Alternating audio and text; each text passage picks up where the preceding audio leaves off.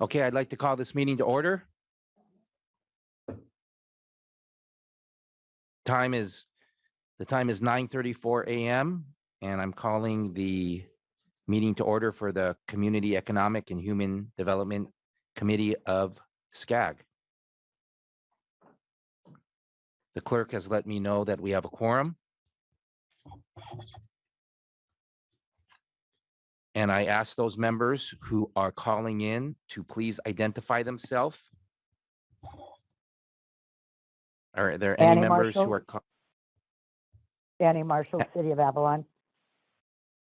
Annie Marshall is calling in, and do we have that phone number?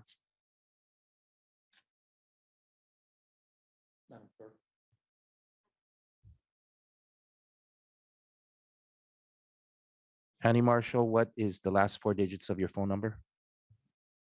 Right. 2935. Thank you. You have that, Madam I'm Clerk? going to mute.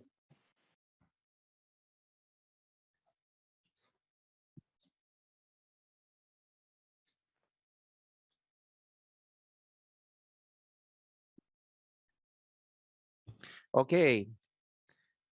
Again, this meeting is called to order, and I am proud to say that the Honorable Maricela Nava will be leading the Pledge of Allegiance. Thank you. Please join me. Ready? Begin.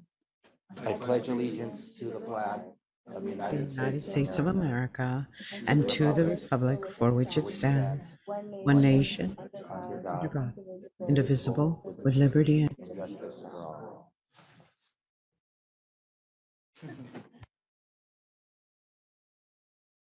Thank you, Maricela. Good morning. Today is Thursday, February 2, 2022. Welcome to those members who are joining us today in person at SCAG's Los Angeles offices, the Honorable Maricela Nava and the Honorable Margaret Finley. We are holding this meeting in a hybrid manner, both in person and remotely by telephonic and video conference in compliance with Brown Act amendments relating to telephonic, video conference meetings and the existing declared state of emergency and recommendations of the local public health department to socially distance.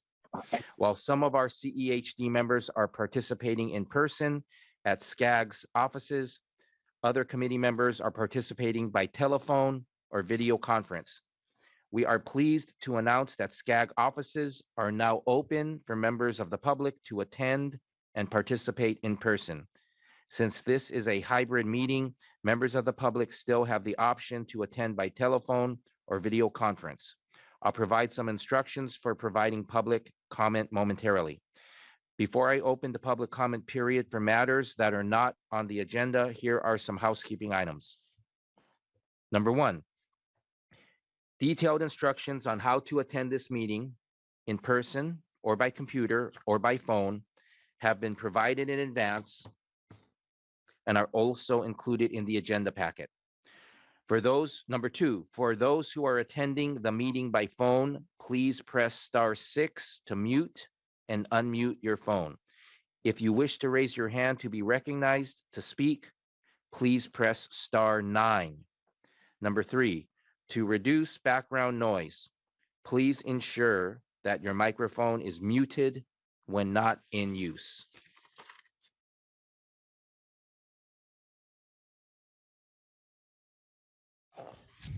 Public comment period. I will now open the public comment period of the meeting. Members of the public should note that there are three ways to provide comments and be heard. First, you have the option, but are not required, to submit written comments via email to cehd.publiccomment@scag.ca.gov. Written comments received after 5 p.m. on Wednesday, February 1, 2023, will be announced and included as part of the official record of the meeting. Staff, have we received any written public comments after the deadline of 5 p.m. on Wednesday, February 1, 2023? Mr. Chair, we have not. Thank you, Mr. Hughes. Secondly, you may remotely address the CEHD committee in real time and will be allowed a total of 3 minutes to speak on all items on the agenda. If you desire to speak during the public comment period on an item listed on the agenda, please wait for the chair to call the item. When the item is called, use the raise hand function on your computer or *9 by phone and wait for SCAG staff to announce your name, phone number. Thirdly, you may verbally address the CEHD committee in person and will be allowed a total of 3 minutes to speak on all items on the agenda. If you desire to speak in person, you are invited but not required to fill out and present a public comment card to the clerk of the board prior to speaking. For purposes of providing public comment for items listed on the consent calendar, please indicate that you wish to speak when the consent calendar is called. Items listed on the consent calendar will be acted upon with one motion, and there will be no separate discussion of these items unless a member of the legislative body so requests, in which event the item will be considered separately. This is the time for members of the public to offer comments for matters that are within SCAG's jurisdiction but are not listed on the agenda. If you would like to speak on an agenda item, please wait for that item to be called. Do we have any members of the public with raised hands? Mr. Chair, I see no raised hands at this time. Thank you, Mr. Hughes. I now close the public comment period for matters not listed on the agenda.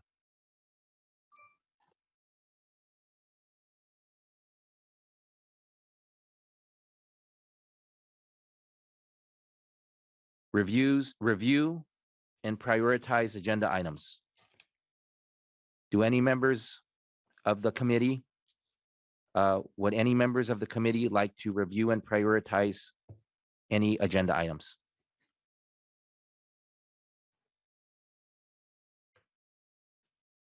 Okay, thank you. I would like to remind everyone to unmute your phone before speaking and state your name during deliberations and whether making a motion or offering a second. And for those who have joined by phone, press *6 to mute and unmute your phone. Consent calendar. Are there any members of the public that wish to speak on the consent calendar?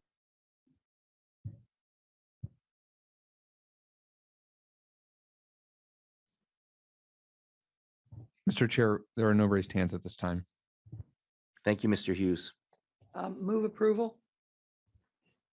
I have a motion for approval from Margaret Finley. Bucknam, second. I have a second from Ms. Bucknam.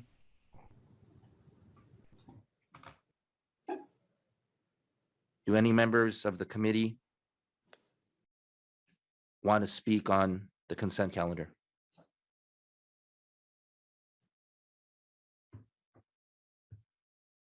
Do any members of the committee want to pull any agenda item from the consent calendar? Madam Clerk, can you do the roll call vote? Yes, this is for the consent calendar. Ashley Atkin. Adele Andrade Stadler, Yes. L. Austin, Gary Boyer, Yes. Drew Boyles, Wendy Bucknam, Yes. Don Caskey, Raymond Castro, Letitia Clark, Yes. Steve DeRusse, Yes. Deborah Joyce Parada, Keith Ike, Yes. Rose Espinosa, Raymond Furman, Margaret Finley, Yes. Mark Henderson, Yes. Cecilia Hupp, Yes. Kathleen Kelly, Yes. Tammy Kim, Yes. Lauren Kleiman, Yes. Matt Levere, Yes. Jet Liano, Patricia Lock Dawson, Aye. Annie Marshall, Yes. Andrew Masil Senior, Yes. Casey McKeon, Lori Meister, Yes. Bill Miranda, Yes. John Marish, Yes. Joseph Morabito, Yes. George Nava, Maricela Nava, Yes. Kim Nguyen, Ariel Pay, Misty Perez, Sandy Rains, Yes. thank you, Nithya Raman, Gabriel Reyes, Rex Richardson, Sylvia Robles, Sunny Santinez. Yes. Thank Sunny you. Santinas, yes. Noted. Thank you. Nick Schultz, Yes. David Shapiro, Yes. Becky Shevlin, Yes. Andy Sobel, Yes. Helen Tran. I will abstain from my first meeting. Thank you. Benjamin Vasquez, Mark Warrenick, Equinetta Warren, Yes.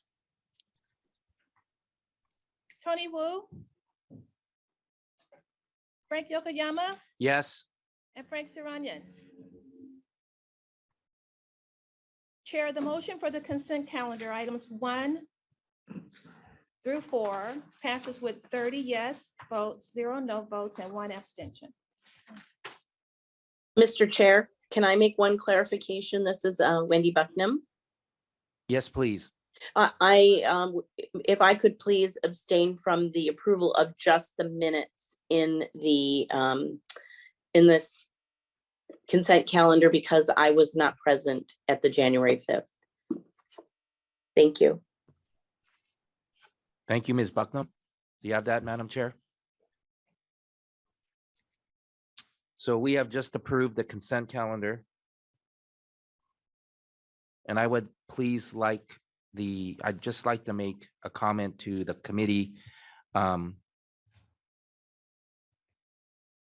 We approved the minutes and 3 receive and file items on the consent calendar. I do want to point out item number 2 to the committee, which is the CEHD Committee Outlook and future agenda items prepared for us by our own Jenna Hornstock. That is a very informative, useful item for the committee to plan ahead this year on upcoming agenda items for this committee. So that's a very useful agenda item on our consent calendar that the committee will see on every one of our consent calendars on every one of our CEHD committee meetings. That is the plan. Thank you.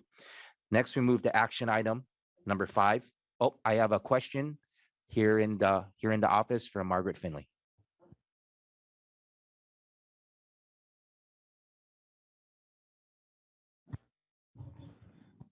He didn't answer yes, but he's here now. Drew Boyles. Thank you. Yes, I'm a yes on the consent as well. Appreciate that. Thank you. Thank you very much. Thank you, Margaret Finley and Drew Boyles. Here in the SCAG offices. Everything okay, Madam Clerk? All right, great. Action item number 5, REAP 2021, Programs to Accelerate Transformative Housing, otherwise known as PATH, Program Funding Application. This is an action item. The Regional Council approved the guidelines for the Programs to Accelerate Transformative Housing, or PATH, program at its November 3, 2022 meeting, with the staff report noting the program application would be presented to the CEHD Committee and the Regional Council for consideration in early 2023. Following the CEHD Committee's consideration, SCAG staff will share the draft application with and ask for feedback from local planning and housing staff and organizations involved in creating the PATH program.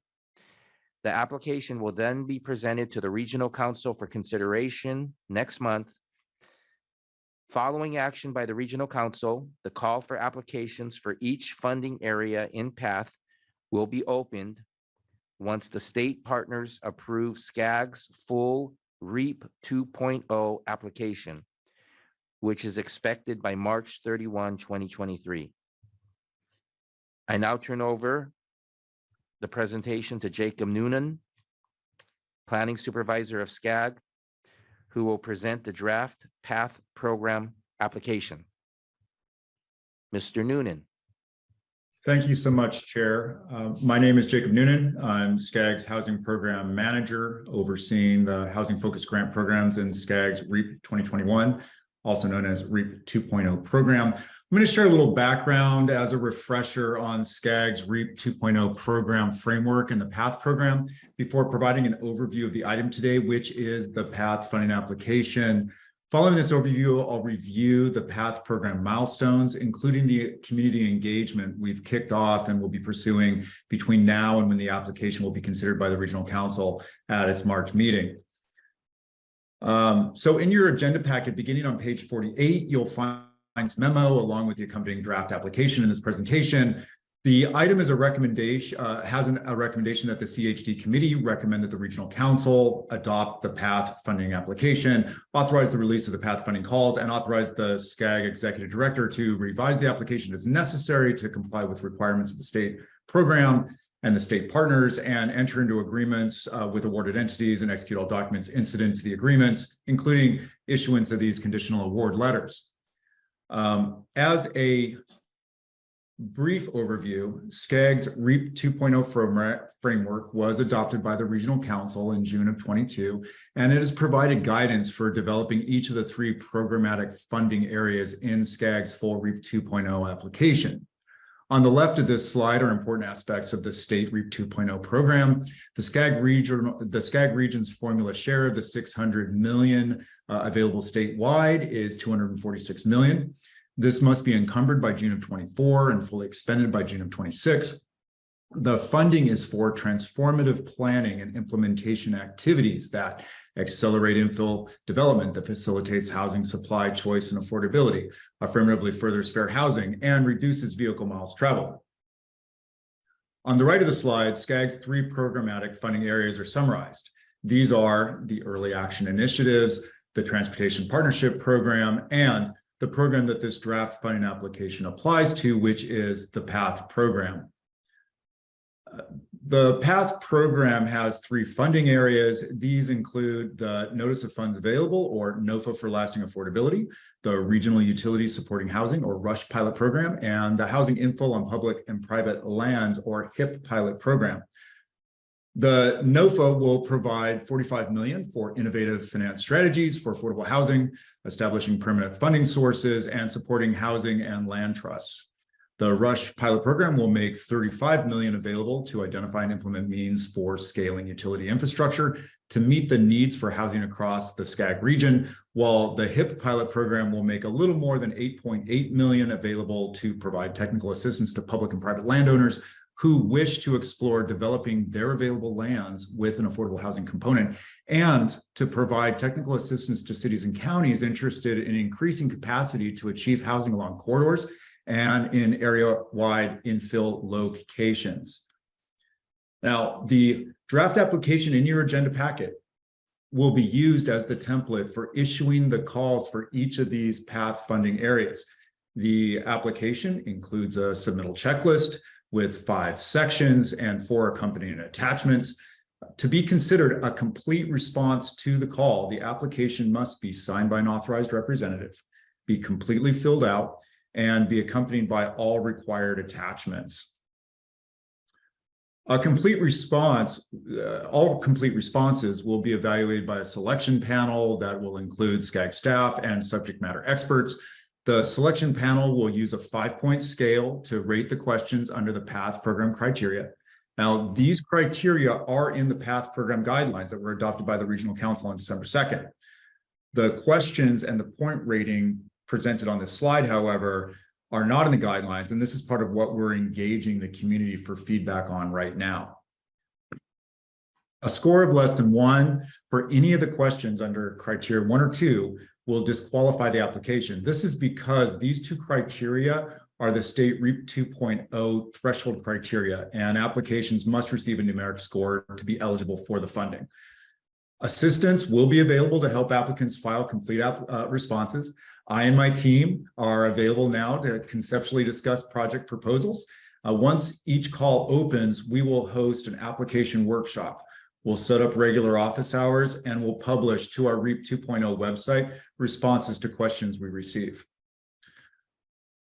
So once the regional council has approved the application, authorized the release of the calls, and the state has approved SCAG's full funding application, each of the PATH funding area calls will be released separately. In general, each call will have a 45-day response period. And currently, we're anticipating being able to release the NOFA and the HIP pilot program calls in April. And so those calls could close in May. Staff will then review responses for completeness in late May and early June. Following this, the selection panel will review and score each complete response, and final scores will be released in mid-September, followed by conditional award letters that we're aiming to be able to deliver within 60 days of the close of each call. And then the conditional award letters will be subject to approval by the regional council. And due to the August recess, this is targeted to occur in September. So a brief update of the PATH program milestones to date includes at the end of January, we released the draft PATH application for public comment. And following this meeting, SCAG staff will be visiting the Subregional Planning Director monthly meetings in February to share the application and how to submit comments. Also, this Tuesday, February 7th, SCAG will host a virtual listening session to receive feedback on the application, and written comments that we received by 5 p.m. on February 13th will be included in the regional council item. Interested members of the public will still be able to provide comments up to and during the February 2nd regional council meeting. We just won't be able to incorporate those comments into the agenda items since the packet will have already been created, but we will address any additional comments received at the regional council meeting. The remaining milestones on the slide here include the open call periods, the regional council's consideration of the funding awards in September, and the encumbrance and expenditure dates in the REAP 2.0 funds. So again, this item is a recommendation that the CEHD committee recommend that the regional council adopt the PATH funding application, authorize release of the PATH funding calls, and authorize the SCAG executive director to revise the application as necessary to comply with the state REAP 2.0 program and requirements of the state partners, enter into the agreements with awarded entities under the program, and execute all documents incident to the agreement, including those conditional award letters. So in closing, for more information on the REAP 2.0 program, folks can visit our program webpage. That is at scag.ca.gov/REAP 2021. Thank you, and I'm available to answer any questions. Back to you, Chair Yokoyama. Thank you, Mr. Noonan. Are there any members of the public that would like to speak on this item? Mr. Chair, there are no raised hands from members of the public at this time. Thank you, Mr. Hughes. I will now entertain comments from CEHD members who are present in person. Mr. Boyles. Thank you, Chair. I might have missed it, but the criteria that are listed in the application matrix, are there further definitions of those? In other words, when I look at partnerships or financial match being worth 6.25% of the total overall qualification, what does that mean? That can mean a lot of different things. I'm just wondering if maybe I missed it, but maybe there's further definitions to the criteria themselves. What packet page number are you looking at in Mr. Noonan? Page 51. Yeah, thank you. Evaluation criteria. Thank you for the question. I really appreciate it. So the regional council adopted the PATH program guidelines on December 2nd, and within those guidelines is a full explanation of the 5 different criteria.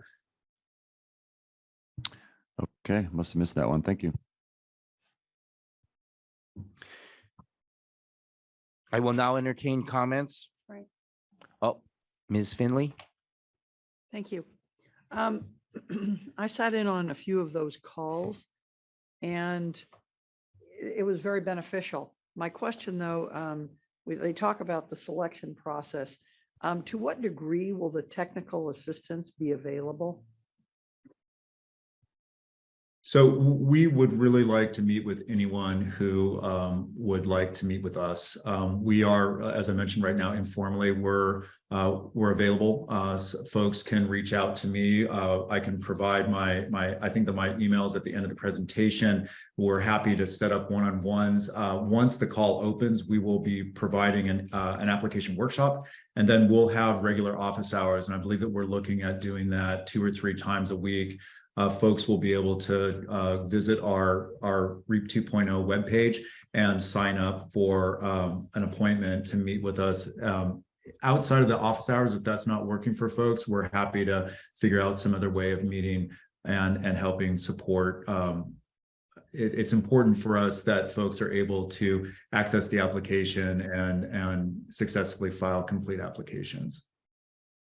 Okay, thank you.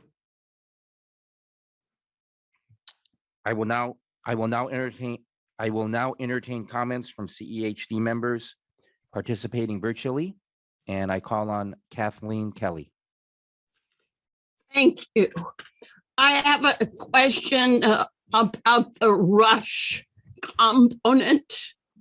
Does utilities infrastructure include middle mile fiber optic cable, which clearly has the potential to reduce vehicle miles traveled by ultimately facilitating remote work? So I believe as within the statute, broadband, if middle mile fiber optic cable would be considered broadband, in and of itself, it's not eligible. However, we believe that an approach where you are looking at a number of different utility services, utility infrastructure that also includes this would be possible.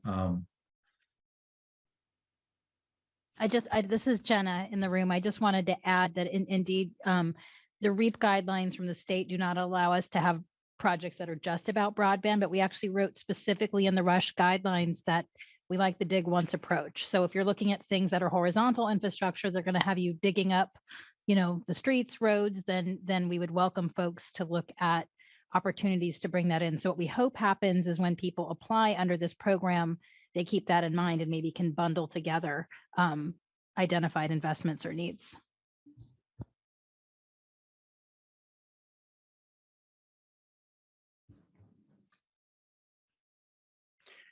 Are there any other comments from members of the committee? Do I have a motion? Mr. Chair, I do see one raised hand from committee member Mirisch. Oh, thank you, Mr. Hughes. I call on John Mirisch. Thanks so much.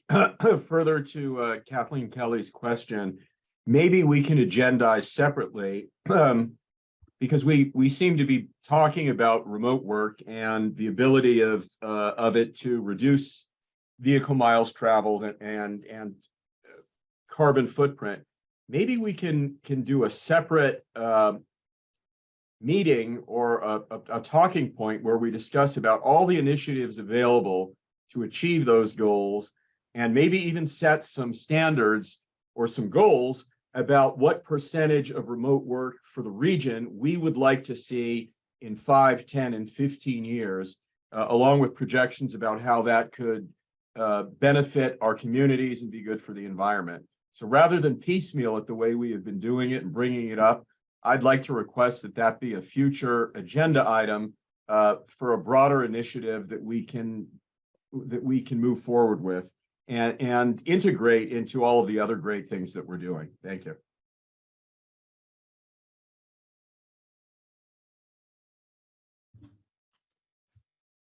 Thank you, Mr. Mirisch.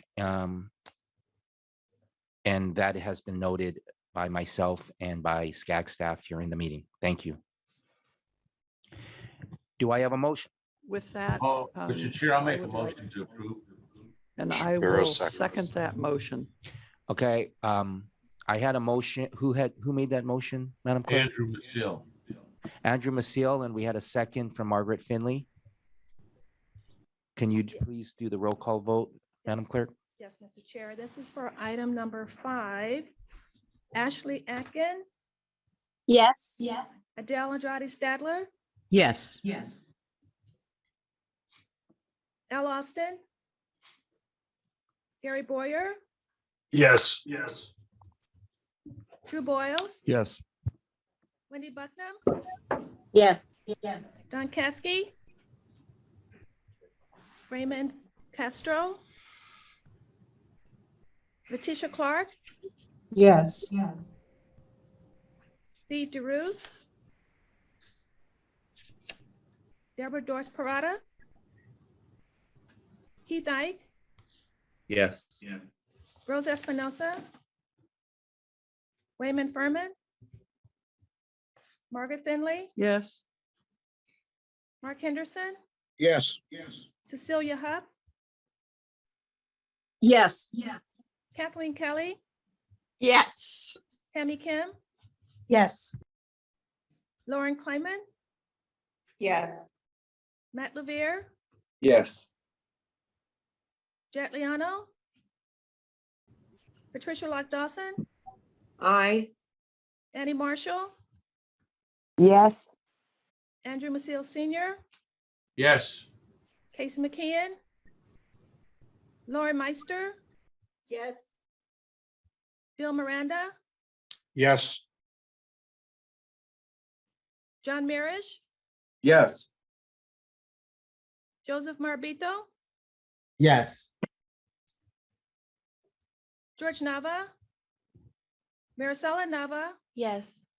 Kim Nguyen, Ariel Pay, Misty Perez, Sandy Rains, Yes. Nithya Raman, Gabriel Reyes, Rex Richardson, Sylvia Robles, Yes. Sunny Santinez, Yes. Nick Schultz, David Shapiro, Yes. Becky Shevlin, Yes. Andy Sobel, Yes. Helen Tran, Yes. Benjamin Vasquez, Mark Warrenick, Equinetta Warren, Yes. Tony Wu, Frank Yokoyama, Yes. and Frank Saranian. Mr. Chair, the item for number 5 passes with 29 yes votes, 0 no votes, and 0 abstentions. Thank you, Madam Clerk. We now move to information items. Item number 6, Housing Policy Leadership Academy Participant Panel on Surplus and Underutilized Lands. And this is an information item. Today, we are getting an important update for this committee on one of SCAG's housing programs, the Housing Policy Leadership Academy, also known as HPLA. This program is funded by the Regional Early Action Planning Grant, the REAP grant, offering a series of trainings that supports elected officials, advocates, and interested stakeholders in moving forward a pro-housing development agenda. Staff has invited a panel of HPLA participants to present the policy recommendations they developed as part of their final project in the HPLA program. The subject of their policy proposals is focused on redevelopment of surplus and underutilized lands, which is a housing development strategy that is being explored as part of the development of the land use strategies for Connect SoCal 2024. We are joined by Alicia James, Senior Public Affairs Specialist, to moderate this session. I turn it over to you, Alicia. Thank you, Mr. Chair. As the chair stated, the Housing Policy Leadership Academy offered a 10 session free virtual course to 322 people in our SCAG region across 8 cohorts. This program aimed to educate and elevate local leadership to proactively contribute to accelerate housing production and develop regional pro-housing coalitions that lift equitable growth strategies. The participants of the HPLA met for 10 months to explore the housing crisis and practice policy solutions. Their work concluded with a culminating group research project and policy proposal. And today's presentation features 3 of those groups of our HPLA graduates and their policy proposals that align with Connect SoCal to 2024. I would like to introduce the first group, which has a policy proposal to rezone institutional land in Pasadena so that nonprofit hospitals, schools, and other institutions can have affordable housing built on underutilized property by right. This presentation will be presented by Anthony Manasus from Making Housing and Community Happen. Anthony?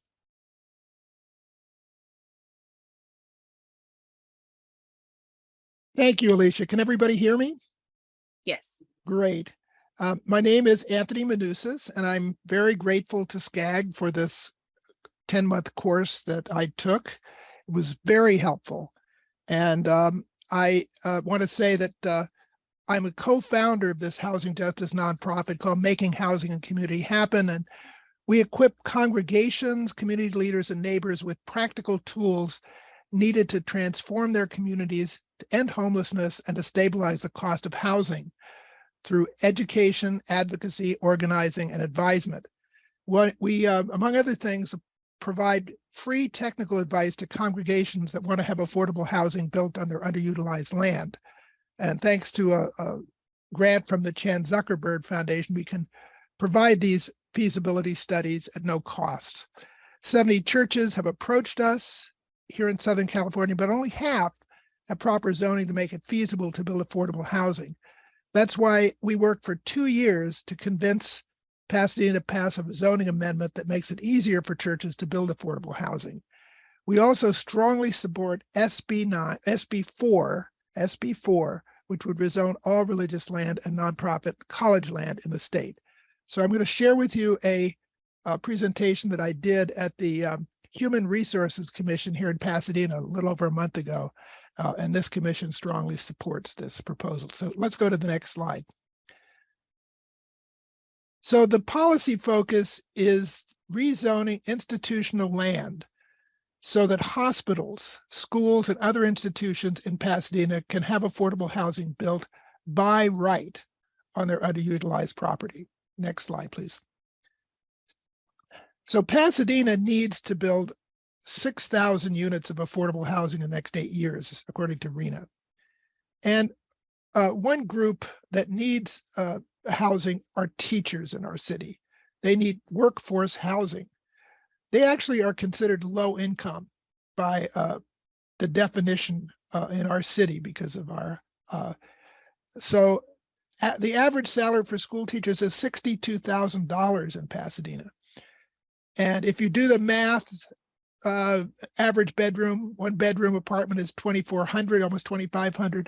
So a teacher would have to spend half of their salary on housing. And that's just not sustainable. Next slide, please. And then hospitals like Kaiser are funding affordable housing for health reasons.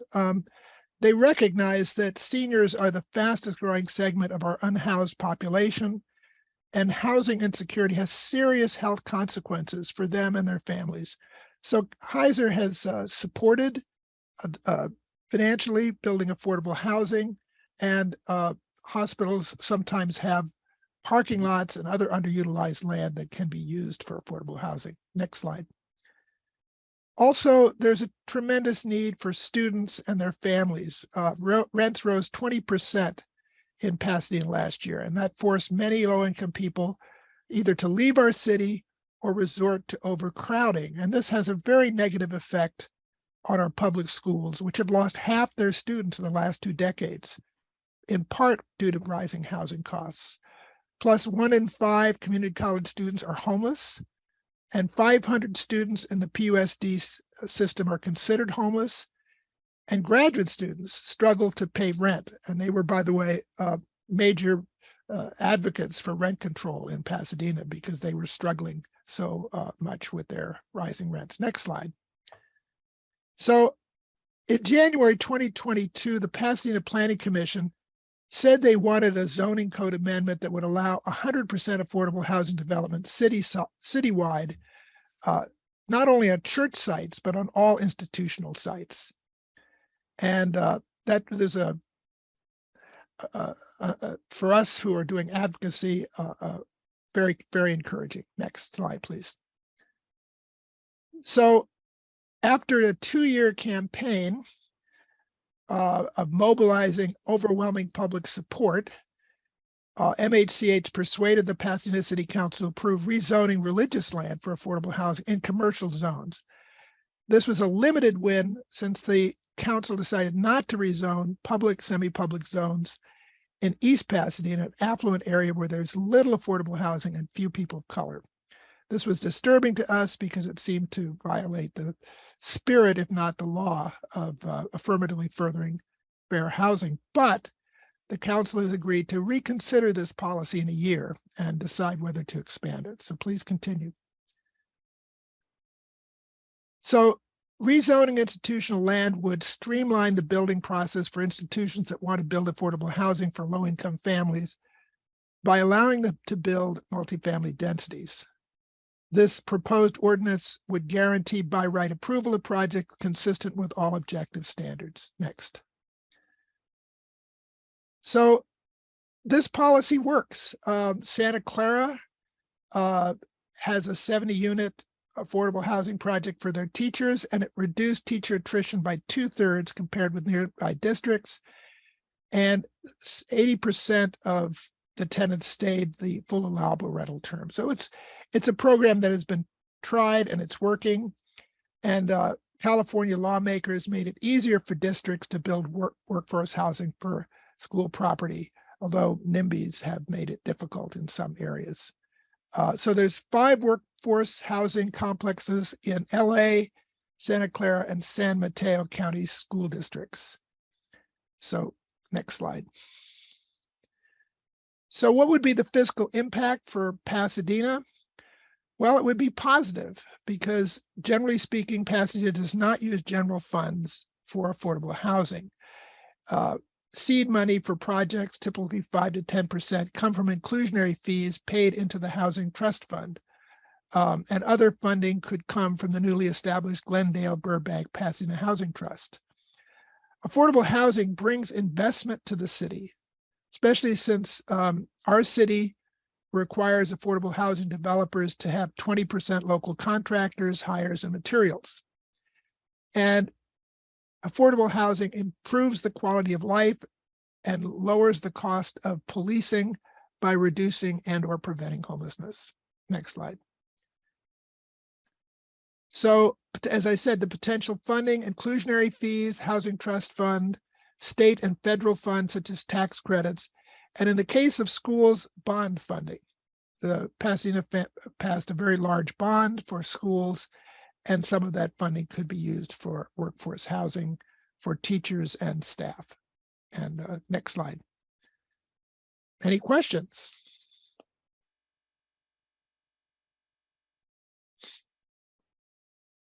I think we'll hold for questions to the end of all of our panels, if that's okay, our participants. Our next group has a proposal for the County of Los Angeles to designate 2 underutilized parking lots used by the San Fernando Courthouse as surplus land and develop affordable and market rate housing. I'll be passing it over to Adriana Gomez from Azinkazi Development to kick this group off. Good morning, and thank you for allowing us to present this morning. We're happy to be part of the 10-month class, and we hope that it continues. A little bit about our group. about our city. The city of San Fernando is a 111-year-old city in the Northeast San Fernando Valley. It is 2.4 square miles. We're completely surrounded by the city of Los Angeles and is one of the oldest independent cities in the county of Los Angeles. It is mostly developed with residential, retail, manufacturing, and other zones.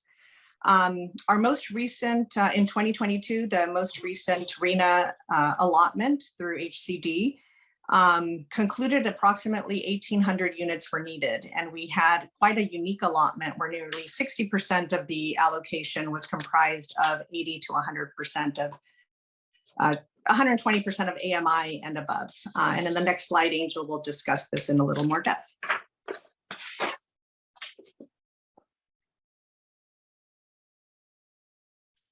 Okay, and we need to go one more slide. Perfect. As Adriana mentioned, San Fernando's RHNA allotments are unique. Moderate and above moderate make up nearly 60% of the need due to previous focus on low-income tiers. Without these middle-income homes, San Fernando struggles to retain talented employees at schools, hospitals, first responders, or even our city hall. With a ratio of 3-to-1 single-family residence to multi-unit homes, we hear vocal homeowner concerns with projects that address the need for affordable homes. Next slide. We propose that the city designate 2 courthouse parking lots to develop low-income workforce and market rate housing, as well as a mobility hub to connect residents with anticipated transit and provide funds for additional trolley loops during courthouse hours, which would also align with the city's strategic goals regarding the trolley. Additionally, we'd like to see the coordination of the city's safe and active streets plan to maximize grant funding. We've struggled a bit with the sovereignty of these parcels. City council insists that it is county owned. Someone at HCD said it might be state owned. That said, anything from the county or above would benefit the project as current laws are more favorable to projects. Vocal community concerns, while important to address, would be less impactful at a county or state level with the recent passage of laws regarding parking and affordable housing. And next up, we have Letitia. Thank you, Angel and Adriana, for providing additional context.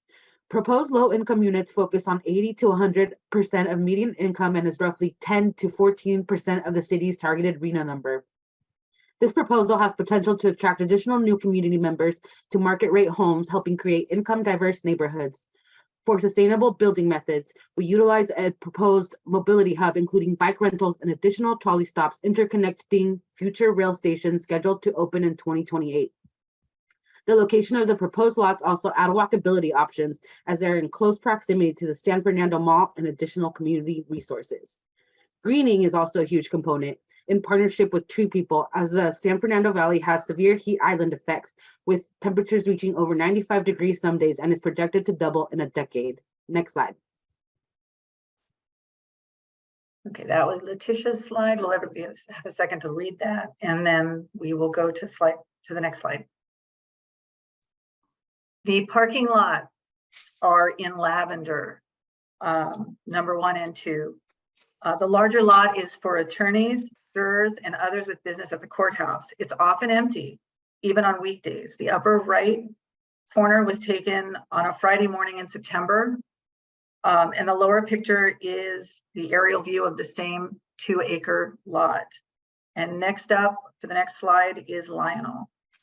Thank you, Angel. On this city investment, and the picture on your left, it's the East San Fernando Valley Light Rail, which will have a stop within 1 block, opening in 2028 through 2030. In the middle, it's the San Fernando Safe and Active Streets Plan, right by this site, and will benefit from the project, and the project will benefit from the opportunities to upgrade the sidewalks, add parkway trees, and promote economic investment and jobs. On your right, it's just a possible rendering of a 4-story complex, which is currently zoned using the city's current guidelines. State rules and density bonuses might allow for more. Next slide. And here's a brief overview of the numerous projects benefits, such as mixed affordability, mobility, greening, capital improvements, and local employment. whereas LUSD is the largest employer and the courthouse is being the third. Next slide. So how much does something like this cost and how do we pay for it? We would expect that a low-cost land lease to be provided through the whatever jurisdiction is the owner, with costs ranging anywhere from $450,000 to $750,000 per unit based on the last TCAC round in LA County. There are several funding sources available for both housing, mobility, and greening, the major one being identified as AHSC, which provides affordable housing loans and capital grants for the creation of affordable housing with transportation improvements, which this would qualify. And one of the goals of AHSC is to reduce greenhouse emissions and vehicles mile traveled. The goal of this project would be to keep employment local and provide local jobs for both the courthouse, LAUSD, and the city of San Fernando being the largest employers. Now to Leticia, who will speak on stakeholder engagement. In terms of stakeholders, it is important to begin community engagement with city and state leaders early. Stakeholders include local, county, and state government officials, community members, and community advocates. For this proposal, we have begun the community engagement process at an early stage, introducing this proposal to the Housing and Economic Development Department of California, the LA County Supervisor, Lindsay Horvath, and other San Fernando City departments, including the Assistant to the City Manager, the Community Development Director, and the new Housing Director, Kanika Key, along with sustainability community advocates like Tree People, whom each gave their own analysis and input towards their proposal to help us, designate City of San Fernando's strengths, weaknesses, opportunities, and threats. Next slide, please. One critical strength is that the city and county staff are equally invested under the RHNA to incentivize and build affordable housing. This highlights a serious weakness in small cities like San Fernando have challenges noted by our stakeholders. For example, not having enough available land, resources, or funding opportunities. Our stakeholders also share potential opportunities to combat our weaknesses by brainstorming new funding source pipelines applicable to this proposal, which include housing and community development supernova, tax credit allocation, and others like the recently and new SCAG 2.0 funding source. Potential threats also designated are due to the city's lack of oversight and new state regulations highlighting lack of resources and city staff. Next, we have Lionel sharing our prospective timeline. Next slide. Thank you, Leticia. Here is a potential timeline overview. We expect that the project will take 5 years to complete, from project development, implementation, and finally completion, from 2023 December through January 2028. Next slide. Thank you. Thank you, Lionel. So who will live here? Well, there are many housing developments currently being built for families of extremely low income and special needs. This development will benefit the missing middle income, or those making between $50,000 and $114,000 for a two-person household. These are entry-level teachers, police officers, county clerks, and other service industry workers and professionals who are simply finding it more difficult to afford housing, while also providing an employee base for the largest employers in the area. Having the ability to pay 30% of your income on rent allows for disposable income and further economic investment in the community. Angel will conclude with the key takeaways.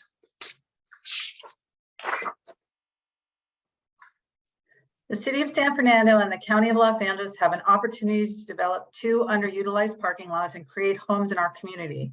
In Los Angeles County, we believe that every person should be able to choose to live and work in the same community.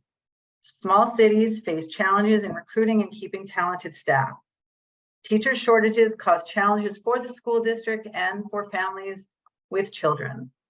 Safe and active streets connect neighborhoods, reduce greenhouse gases, and make communities safer. Developing these underutilized parking lots can create homes, connect community members to nearby jobs with the city, schools, and courthouse, and provide transportation opportunities for our entire community. The disposable income derived from these households will increase the economic investment in San Fernando. Next slide. Those are our resources. Next slide. That's us. And next slide is it. Thank you to SCAG, LaSar Development, the Housing Policy Leadership Academy, and everyone who's listened so far. Thank you. Thank you. And our last group that we'll hear from are presenting a proposal to convert underutilized or vacant non-residential land uses in San Bernardino to residential uses. To start us off, I will pass it over to Sonia Gray-Yoon, who is lead housing organizer at COPE. Hi, good morning, and excuse me, Sonia Gray Hun, H-U-N-N. No, Sorry about that. but thank you for having us here. So we did have a layout, so I'm gonna pass it over to Robert, for we can stay in our flow. So can we just, Robert, you want to come on and lead us? Yes, thank you very much. Just want to give a shout out to my mayor and boss, Aquanetta Warren. Just, thanking her for her pro housing designation. She just secured that for the city of Fontana. Just want to give her a shout out. So thank you, Mayor. We are the San Bernardino cohort with HPLA Group 4. My name is Robert Torres. During the program, we were assigned specifically to the city of San Bernardino, and our group members were James Mulvihill, Jose Zamora, Sonia Gray Hun, and Kimberly Calvin. Our proposal to the city of San Bernardino has 4 criteria. It's 1, to pass an adaptive reuse ordinance to encourage the development of affordable housing, specifically in the downtown area. The second component is to provide incentives to repurpose underutilized commercial strips of affordable housing that has ground floor amenities like coffee shops, retail, and restaurants, also known as mixed use projects. The third component is establishing a social equity component. Obviously, the city council and community groups can talk and discuss about what that policy will look like.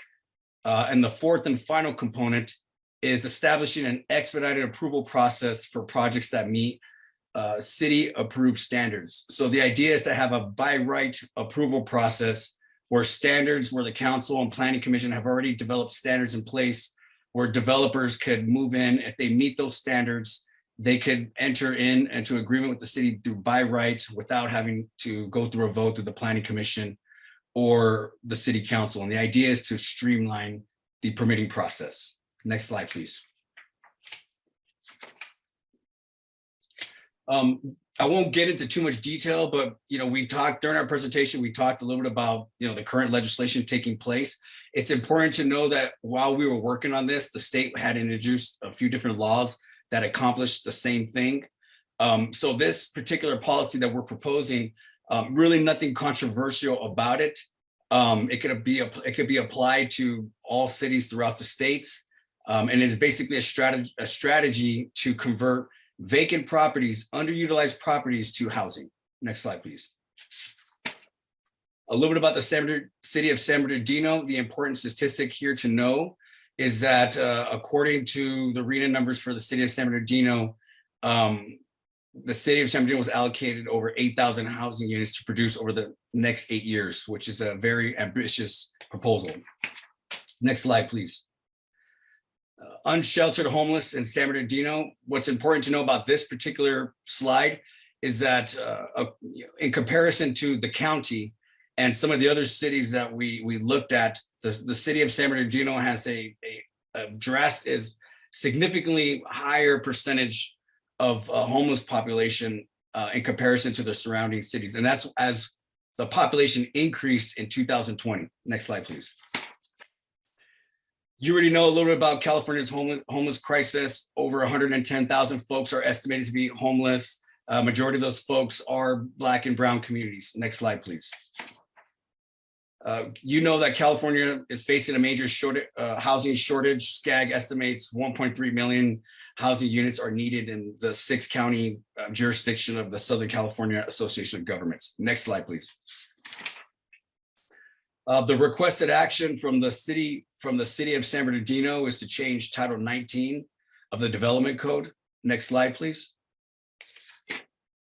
We also talked a little about vacant commercial buildings. There's thousands and millions throughout the state, and specifically in the city of San Bernardino, there is a large amount of underutilized properties that can be that this ordinance can address. Next slide, please. At this slide right here, I'll turn it over to James, and he will describe why we need an adaptive reuse ordinance in the city of San Bernardino. Thank you so much. Thank you, Robert. I want to say that I appreciate the RHNA 2.0 grant that made all this possible. Also want to say how pleased I am to be rejoining the Committee Economic and Human Development one more time. We've spoken about the fact that the tremendous housing shortage across California, which leads to really prohibitive housing costs. The basic reason why the state HCD has relied on the RHNA allocation to try to make up for these shortages. The issue is many jurisdictions are having difficulties finding the zoned residential lands sufficiently available to be able to meet their allocation. What we're proposing is an opportunity to recognize the fact that most jurisdictions have got a great deal of vacant or underutilized retail or office uses that could be easily converted. And there's several reasons for why that's taken place. Retail wise, it's known that retail has always been overproduced. COVID, for example, too, has encouraged more e-commerce to take place, which means brick and mortar retail is no longer quite as necessary.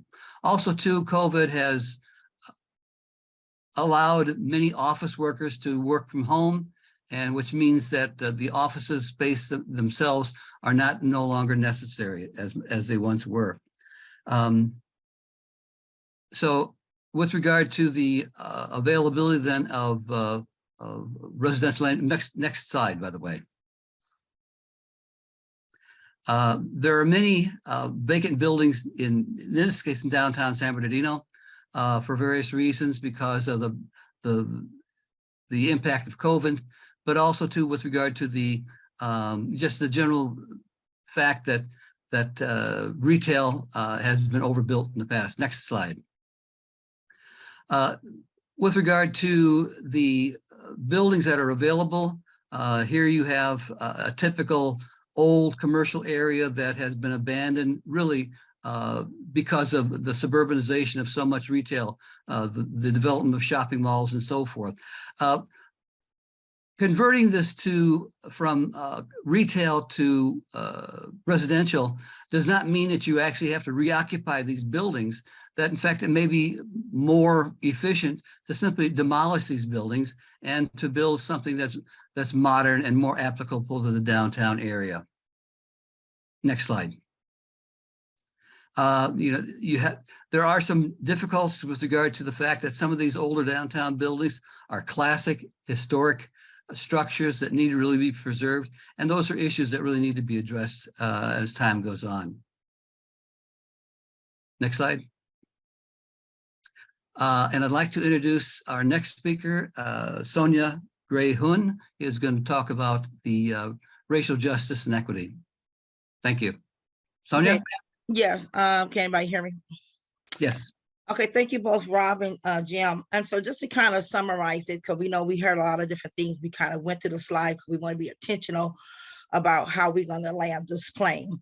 So we know that there's a lot of different land that's available, and I'm gonna focus in just the city of San Bernardino. We know there's a lot of available land and vacant properties here in our city of San Bernardino. Also, due to our city also continue to be out of the 6th cycle housing element, we want to be intentional of utilizing these times and opportunities in connection with the funding that's available in multiple categories, whether it's the REPO 2.0, different funding that came from the covert relief funding, so on and so forth.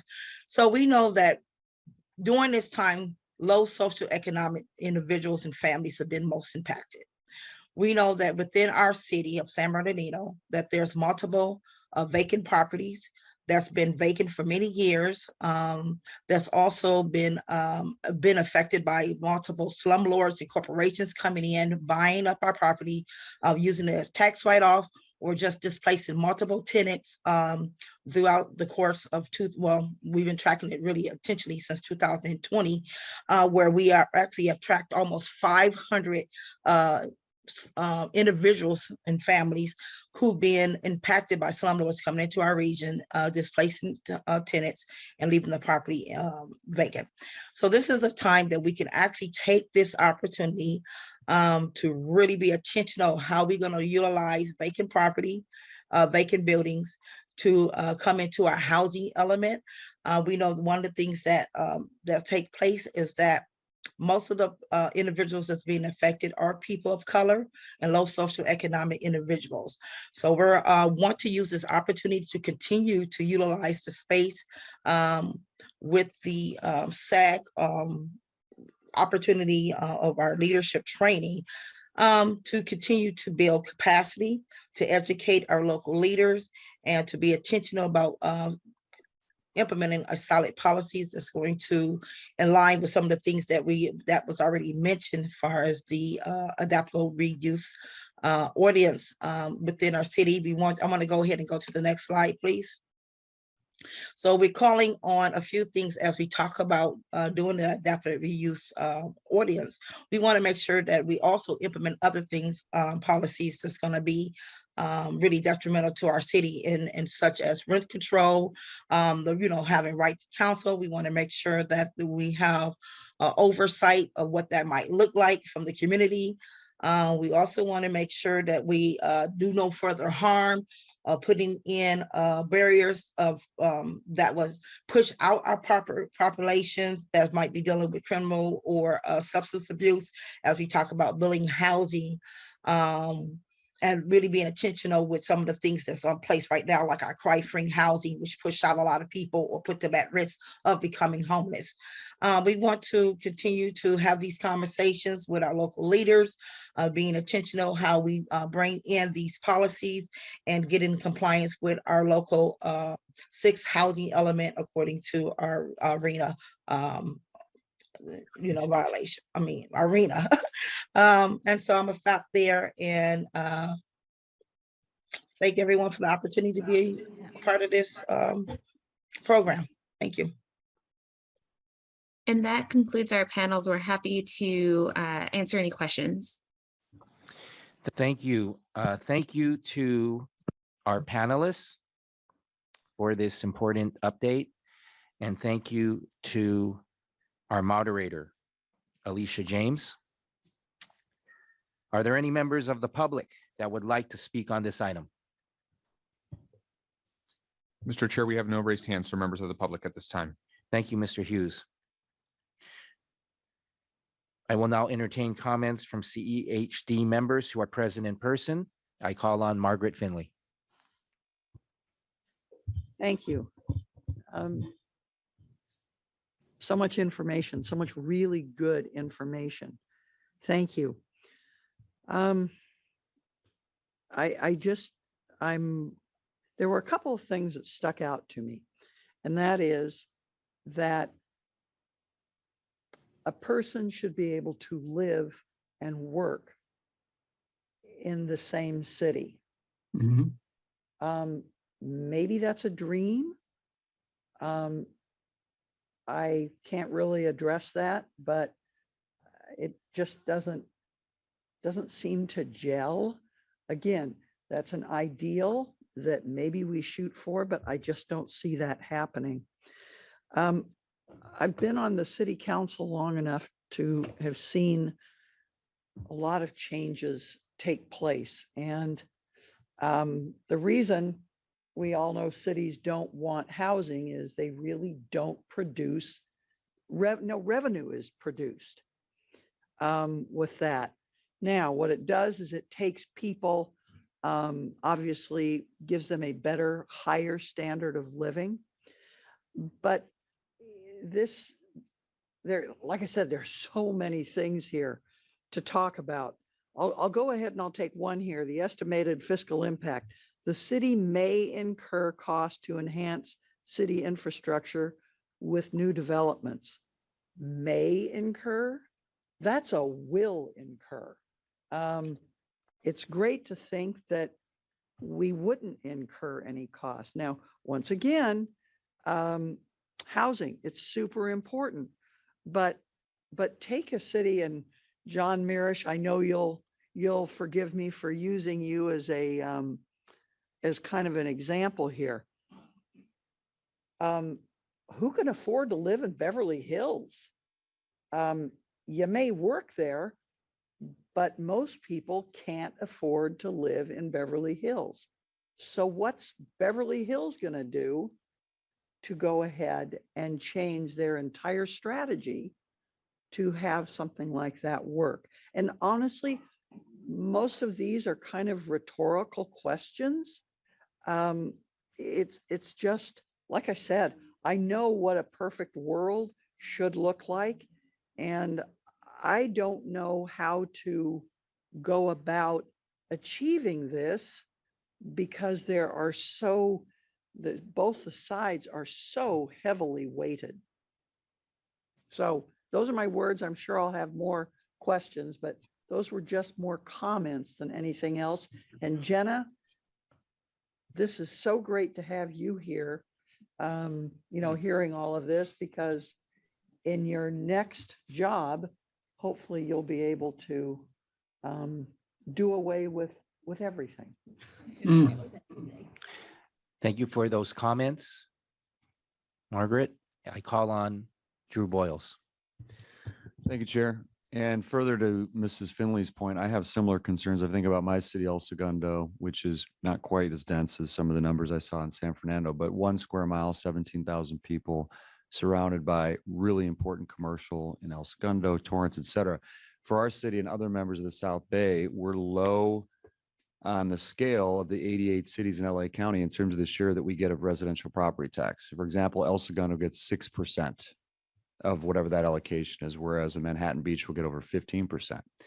98% plus of our city's general fund revenue of roughly $80 million in El Segundo comes from commercial activity, directly or indirectly.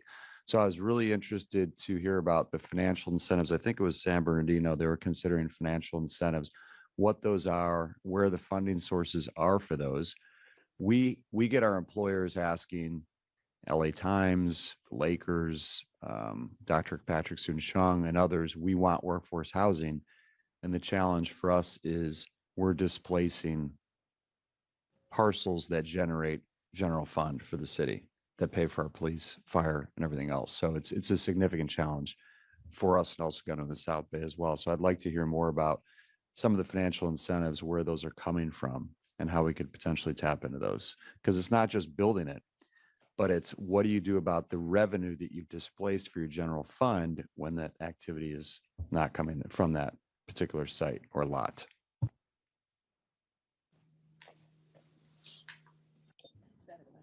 Any comments, Alicia? I mean, I think jumping in, I'll jump in. I mean, I think, again, it's individualized to each city. So some of what they're looking at are vacant and underutilized lots. So in that case, you're not necessarily losing revenue from source. Now, where they're looking at adaptive reuse, and some of these potentially you are looking at moving from a use that might have been generating certain kinds of revenues to another. But most of the properties that are up for adaptive reuse are likely being underutilized and perhaps not generating the revenue. And I think to member Finley's point and your point, housing is seen as a net fiscal loser, not just seen as, experienced as a net fiscal loser, particularly for low property tax cities. So that's something to acknowledge. What I would say, covering such a large region like we do, is if you recall the program that you just approved, the PATH program through REAP 2, one of the things it does is it offers funding to do financial and site feasibility studies and offers technical assistance. So if you as a city are looking at your sites and going, what does this mean? Not just what can be built here, but what does it mean to our city fiscally? I think we can use those resources through the grant to answer those questions on an individual basis, because I understand those are real issues for cities, and the financing and tax structure of our counties, cities, our state does make it hard. So I think it's looking individualized at the existing uses and hopefully using the resources that we are making available to do your own analysis if you're looking at your surplus and underutilized lands. Hopefully that helps. Mind if I chime in? He had mentioned the San Bernardino proposal. I don't know if he was curious to know where our thinking was coming from in regards to the incentives for the business. So basically, what cities can do is, a lot of the time cities have on the books a list of vacant properties that either the city or any government agency specifically owns. Let's say a city owns a property, they can get into an agreement with the developer. They don't have to sell that property to the developer for fair market rate. They could work out an agreement with the developer, and they could also streamline the permitting process. Exactly. A lot of times, time is money. And when developers have to go through the planning commission process, when they have to go through the city council process, that could take up to a year.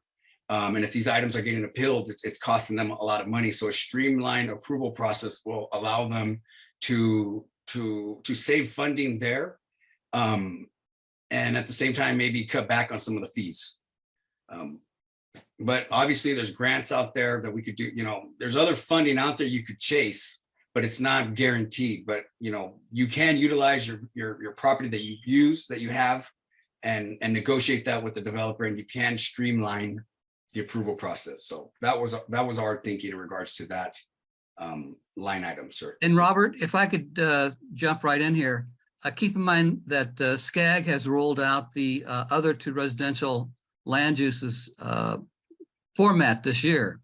And so, that facilitates the whole process of converting office, commercial, golf courses to residential land uses. It provides a lot of answers to the questions that have been asked. Yeah, and last thing I'll say is I know that some cities, I won't say in particular, but they have negotiated with the developer organization to give the land they own for $1 and for a lease for X amount of time, right? And if that's something you could accomplish with them in housing, that would be great. Hi, and this is, I also want to just chime in. And so I know that's what I'm hearing is the loss of revenue. So there's different things that we can actually consider, not just the land, the resources that are coming in, because we know there's grants, there's home key funds, that are ERAP funding, general funds, and they're also private or provincially that can support these projects.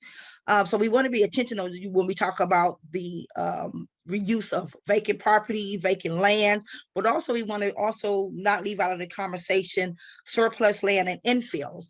And so we're not just talking about just building just low income housing, because we know that's a great need for our region, but also considering doing mixed use property, mixed use development, where there could be retail on the bottom that would generate a revenue, that will be a tax, incentive, a tax base rather, and then affordable housing on the upper part of the project.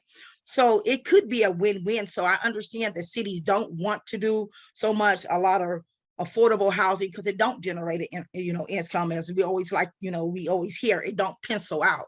But we also got to be intentional that we don't want to build affordable or low income housing and just have people stay there the rest of their lives. This is a stepping stone to get people stabilized in a safe, environment where they can actually get their footing and eventually become homeowners, to open up a business, to bring in additional revenue to our city. So it's not just building affordable housing just to have people stay in that status for the rest of their life and for generations to come.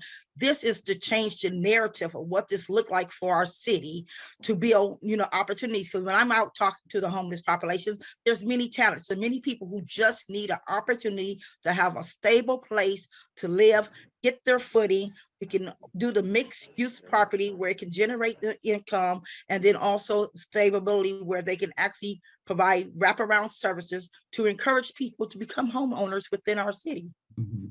There's other options. If I could just extend that a little bit. No, This is an argument. We have to get to the questions Okay. of the members. So I need to be respectful to everybody's time, please. And I do want to point out, we have another one more information item on the agenda. What do you think, Chair? And I will be discussing the next information item with the staff. But in the meantime, I do want to be respectful of the committee members' being able to ask questions about this important information item, this important update about HPLA. If I could respectfully ask the committee members to concisely ask their question so that we can make an effort to get you, all of you, out of here on time for the overall meeting time.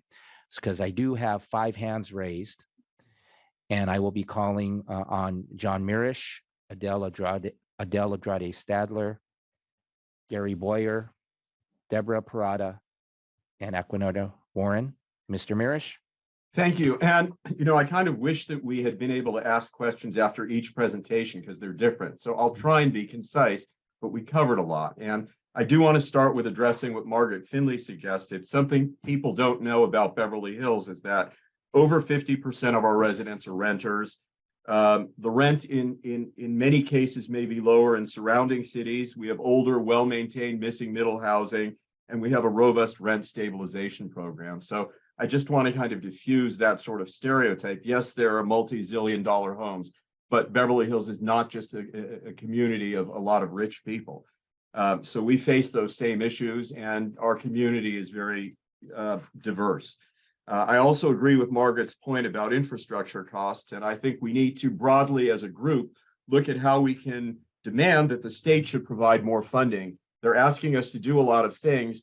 They should be providing the funding for it. In fact, unfunded mandates are illegal in the state, and perhaps we need to look at ways to try and enforce that. But going to the actual presentation, we heard again talk about from Alicia about equitable growth strategies.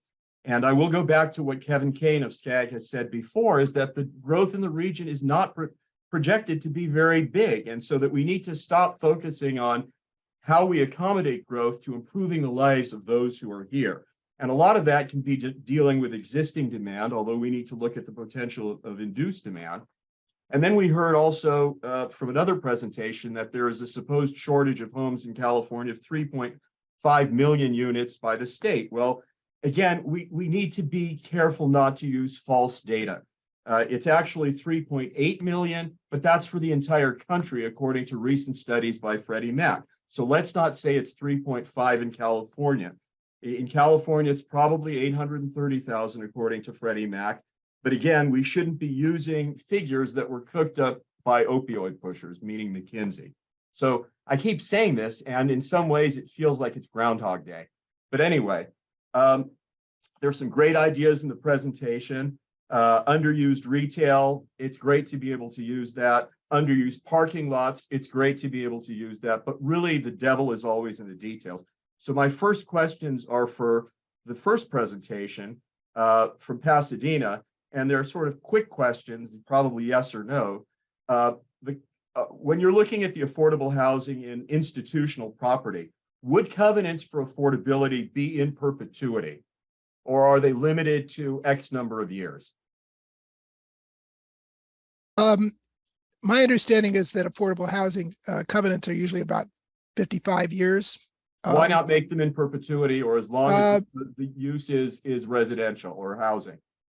Well, I certainly would support that. Okay, well, we've discussed this before, Yeah. and unfortunately, if we limit it to 55 years, we're setting future generations up for huge issues. So this is a standard major issue. We should be dealing with this, not just in Pasadena, everywhere. There is no reason anywhere that affordable housing should have covenants that are not in perpetuity or as long as the property is being used for housing. Right. Can I just add one thing, that when it comes to our inclusionary housing ordinance, 20% of developments over 10 units have to have 20% set aside for affordable housing. Those units are in perpetuity. Good. And that's how it should be everywhere. Right. Who gets to decide who uses the apartments? You mentioned teachers, but what about people who earn less than teachers who are also working in Pasadena? Absolutely. It would be teachers and staff. And the staff has a huge need. And the schools could also build affordable housing for families. What about someone who's flipping burgers at Pie and Burger? They don't get to use? Well, you know, we have a lot of projects for affordable housing for the kind of people you're talking about, essential workers. And we've also just approved 134 units for permanent supportive housing that's going to open up this summer. So we're reaching different populations, and the school lands are available for any particular use, but we feel that the school has indicated that they want to provide workforce housing because Pasadena teachers are underpaid compared to adjacent cities.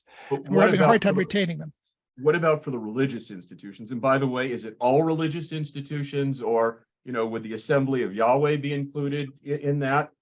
Yeah, we have a rule that it has to be an established religion that's been around for at least 5 years, not just somebody starting a religion to build affordable housing. I don't personally see anything that's wrong with that, but our city has put some very definite limits. But it could be a mosque, it could be a synagogue, it could be religious science. We have a lot of different religious groups in our city, Christian Scientists, and all of them would be eligible under this ordinance. Unfortunately, we know we have religions that are religions of anti-vaxxers or whatever. We also have religions that discriminate against LGBTQIA plus people, for example, as part of their religion, or oppose women's choice and that sort of thing. They would be allowed to well, we made it clear that that this would only apply to religious institutions that would use their land with an established affordable housing developer.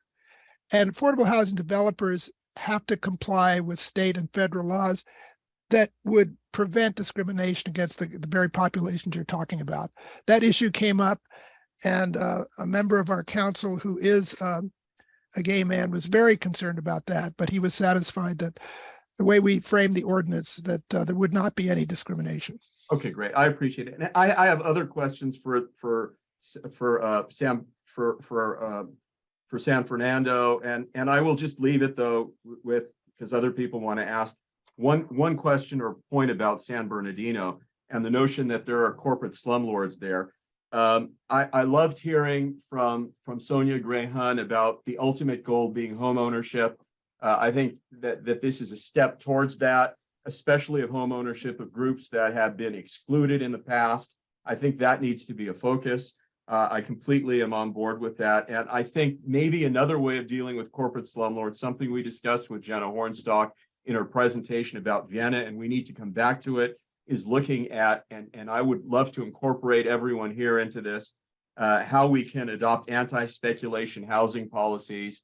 You know, Wall Street should not be controlling, Wall Street should not be profiteering, and there are so many things that we can do to if we really want to achieve results like Vienna, and I'd love for us to, at another time where we have more time to discuss it, look at developing anti-speculation housing policies and implementing them. Thank you, everybody. A lot more questions, but hopefully next time we'll have more time. Thank you. Thank you, John. Are you sure you don't have that one question you want to ask about San Bernardino to the San Bernardino panelists while they're here? Well, it was actually about San Fernando, and we heard that people should be able, and I agree with this, to choose to live in the communities that they work in. We know that some people choose not to for various reasons. But should people also have the choice to live in the kind of housing that they prefer? Should that also be a goal? I'd love to hear that. I think it was it? I'll be happy to answer that. Do you pronounce your name Angel or Angel? My name is Angel. Angel. I married Rodriguez, so I'm Angel Zobel Rodriguez. Okay, very good. I am a homeowner, and I have 2 children that are 32 and 21, and I firmly believe that people should have the right to live in the type of housing arrangement they choose. We choose to be homeowners. My son and daughter-in-law have just moved to Detroit because they hope to be homeowners. They are not going to be able to do that in Southern California. So they have chosen to move to another state. They are currently renters. They hope to be homeowners. My 21-year-old is too young at this point. She's still finishing up her degrees, so I don't know. I would love to have a mix of community members that are homeowners and renters. I see that is not my decision. I want to remind this group that we are all volunteers in this program, and that many of us are just lay people. So if the tone and the questions could be kind and informed instead of quite so pointed. We're here on our own time. We spent 10 months. This is the year anniversary of us being in this class. And it's been the absolute honor of my life to be able to participate. It's a course, we filled it, but absolutely whatever type of housing people are interested in. I would never want to be a renter, but at this point in my life, but I have rented and my kids currently rent. So. Well, that's great to hear. And I think as long as we keep our eye on, on trying to expand choice, all kinds of choices, that's great. I think that should be our goals. And, thank you for your work. I mean, obviously making use of underused parking lots is a great thing, and wish you much success with that. And thank you. Just so you know, a lot of us elected officials are also more or less volunteers as well. And, we're all trying to do what's good for our community. So thank you. Thank you so much. Next, we're moving on to Mayor Adele Andrade Stadler. Yes, thank you so much. I appreciate the committee and also the elected officials who took part in this great experience. So Councilman or Mayor Mersch took my first question, which was asking you what your inclusionary housing fee was. So you answered that. I'm speaking about Pasadena. There are friends to the north of us, and so we're watching them closely. Alhambra is just a hop, skip, and a jump. So I saw 20%. We're at 15 right now. I wanted to ask, and maybe someone knows the answer to this. I'm sorry, I'm not an expert in the field, as many people have pointed out. We have an in lieu fee that we are allowing our developers to do. It's what we could get across. It's what our council would support, is an in lieu fee in the event that there's no affordable units on site of a development. What is the difference between a housing trust, let's say, that is set up by a city versus an in lieu fee? Sounds like really different.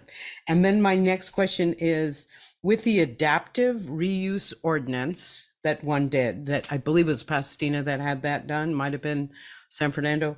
Did you go through your planning commission first, or did the council just vote to make that ordinance happen, which was to convert underutilized vacant property, non-residential land uses to residential use? Thank you. Yeah, I'd like to address the inclusionary, because Pasadena was one of the first cities to adopt inclusionary I think it was about 20 years ago. And it has generated, I think, $30+ million in lieu fees. And also, I think a total of over 1,000 units of affordable housing have been built at no cost to the city in developments. As far as setting the fees and the percentage, Pasadena did a nexus study and had a consultant determine what would be the ideal level percentage and what would be the ideal fees. And then we had some experts critique that study because they were very conservative, and showed the council that we could go up to 20% and still have development be feasible and profitable to developers. And then we raised the in lieu fee because it was a little too low. But all of this needs to be carefully studied. Every city's different. The housing markets are different, and the in lieu fee and the percentage has to be such that it doesn't stifle development, but allows the development to happen and benefits the city with these affordable housing units. And by the way, we use the in lieu fee to build for funding permanent supportive housing. And that's why we've been able to have the funds to do that. I have an answer for Mayor Andrade's question about whether it goes to the Planning Commission. Changing the zoning ordinance is a legislative function, so it has to go through the regular process, Planning Commission, City Council, etc. Thank you. Thank you very much. I appreciate that. Thank you. Adele Andrade Stadler. We go to now Gary Boyer. Thank you. Just a couple of comments. First off, I appreciate that Robert identified the fact that with the passage of SB 6 and AB 22011, a lot of this stuff is moot because commercial property, residential units can now be built on commercial property.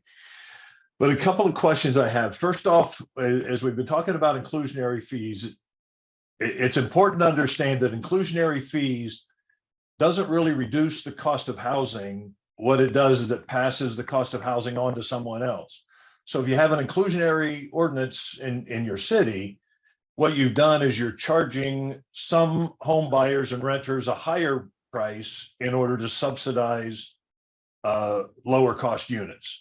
So it really did nothing to address the cost of housing. What it did is it passed the subsidies on to homeowners and renters. The one question that I have for the committees are, did anybody take a look at, we saw on the one slide that the development fees, with the cost of land being zero, development fees were $400,000 to $750,000 a unit. That is something that we seem to not be willing to address. As long as we are building affordable housing at a cost of $750,000 a unit, we're never going to be able to address the high cost of housing and the shortage of housing in California, because you can't sell condos for $1 million. And so developers are not going to build them. So was there any conversation in any of these committees about the high cost of housing? And I use the term that in Sacramento, we have a tendency to increase the cost of housing in order to reduce the cost of housing. And that just seems to be the theme of all of these proposals. So that's it. Thank you.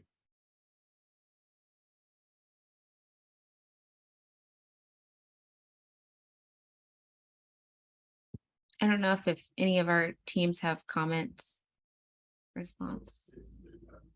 No, I would say that the high cost of housing was certainly one of the topics that was covered. And unless as a crystal ball or could figure out between monitoring fees that, the attorney fees and all the studies you've done for affordable cost climbs. I mean, there was an article in LA Times, you guys may have all seen it, where a Bay Area development was upwards of $1 million for affordable housing. And a lot of that has to do with land costs. So it certainly is a problem, but I don't know if I trust it. I would also like to add to that, as an affordable housing developer, that's a contention that we're going through right now due to pandemic blowback. Thank you. This is Debbie Parada. I was on one of the committees. I was real frustrated by the company that SCAG hired to lead us in this effort. I felt that they sort of led the way into any kind of a tax is a good tax, any kind of money being, perpetrated out of people's pockets was an okay thing to do. So it was really hard on me because I totally sit, with Gary on this. If we're we have to get that cost under, $400,000. If we can build a regular, nice home for $400,000, why can't we do something similar for the affordable housing? So again, the group that led this did not leave much room open for a good discussion on that. I'd like to address that because I know that comes up so often, but it's expensive to build any kind of housing. Market rate housing is expensive to build, and affordable housing is about 20% more expensive. And why is that? It's because for affordable housing, you have to pay prevailing wage. And that makes sense. You don't want to pay people less than prevailing wage, and they won't be able to afford housing to build affordable housing. That wouldn't make any sense. And also, affordable housing tends to require high environmental standards. And it tends to be smaller scale projects. All of those factors raise the cost, and we need to figure out a way to reduce the cost, that's for sure. Well, I don't have any problem with the idea of making wealthier people pay more so that lower income people pay a little bit less. That's what essentially is happening when we subsidize affordable housing. In our city, we have super wealthy people, and those super wealthy people need services, restaurants, schools, and so forth. And the people who are serving the super wealthy can't afford to live here. So it makes sense to me to have inclusionary fees, affordable housing subsidized by those who have a lot of money. One more comment to that, because we did talk about that a little bit in the program and with our group about, there was an LA Times article that said that it was about $800,000 to build a unit in California, which is quite expensive. But the big elephant in the room, I think we're all really ignoring, is that the cost of land, not just in California, but throughout the country, is very high. And until the land starts going down, real estate starts going down, then building housing will be much cheaper.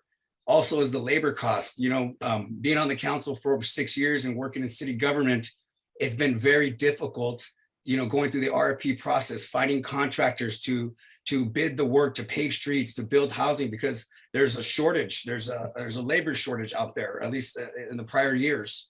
So the other thing is the financing. A lot of cities are increasing the development fees. And there's some towns that are taking the approach to lower those fees to expedite the approval process. So, we have to talk about the cost of living. We have to talk about the cost of land, the labor shortage, the cost of lumber. All that needs to go down before you can even talk about bringing down the $800,000. Thank you.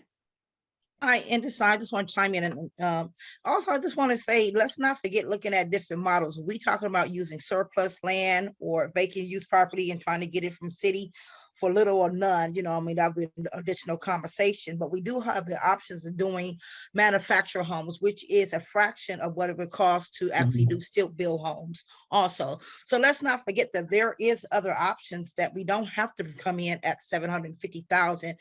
You can get, and they do build multiple family units for under 400,000 once you have the lands, and that is sometimes include the environmental testing, the permits, pulling permits, the zoning fees, so on and so forth. So let's not forget there is other options other than stick built homes. Let's look at prefab manufactured home, which do meet the FDA federal approval. Thank you. Thank you. And I call on Aquanetta Warren, please. Hi, everyone. I thoroughly enjoyed the presentation, and thanks for that shout out, Robert. But I think it's important that we all remember each of us have brought up issues that need to be resolved individually or comprehensively if we could get the state to do them. Remember, redevelopment really addressed this issue of infrastructure. It allowed us to be part of the process in a big way. That's what helped Montana. The other thing that people keep forgetting, we had a general plan that we kept updated. So therefore, we had our stakeholders, we had our residents, our business community, everyone came together and we all agreed what we were going to do in our town. The other part is those cities that say that housing is not a revenue maker. Keep in mind, housing is the only way that you service the people you serve. We need to remember that a lot of our children that are now up in age, I felt your heart from the lady that talked about her kids moving out of state. Those are the people that need this housing. For years, California had deed restrictions. You can't sell to Blacks. You can't sell to Latinos. It was daunting. We're dealing with generational racism toward where people can live and what type of people can live in certain areas. People still don't get it. We've got to break those barriers. We've got to understand that the American dream is for everyone. We've got to go up to the state and get them to understand, you want us to do these things, you need to make sure we are made whole. They don't give us our tax share. They don't give us our share, period, faithfully or fairly. but yet we are expected to make things happen.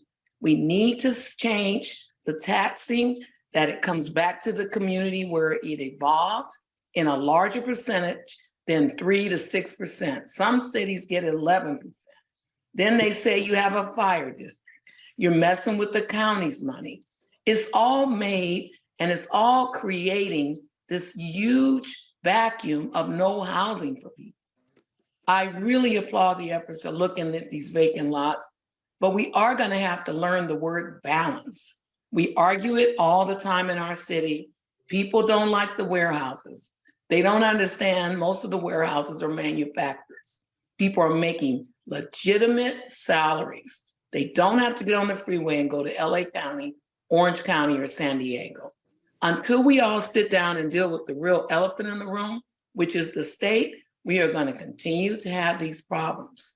If you look at state services, they're limited. But if you look at city services, we're wide open, as well as counties. We have to come together and say this has to be intentional. Great job on this study.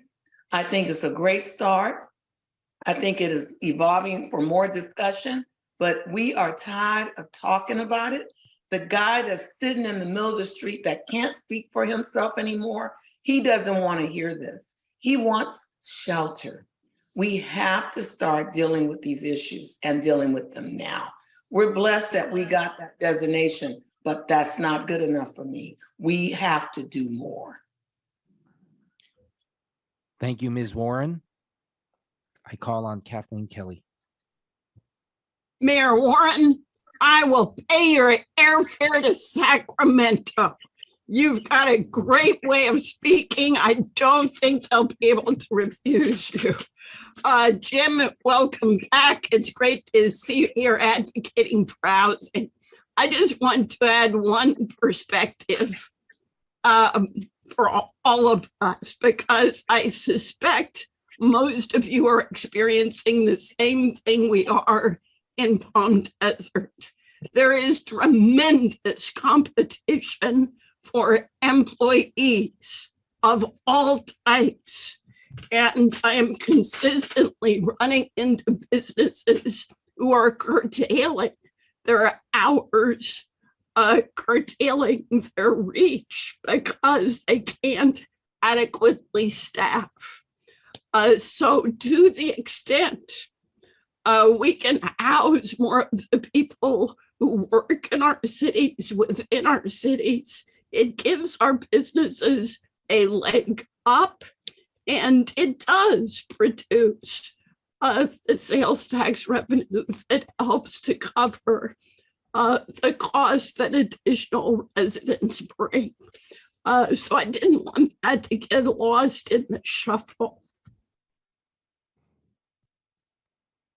Thank you, Ms. Kelly, and the last committee member, Deborah Parada.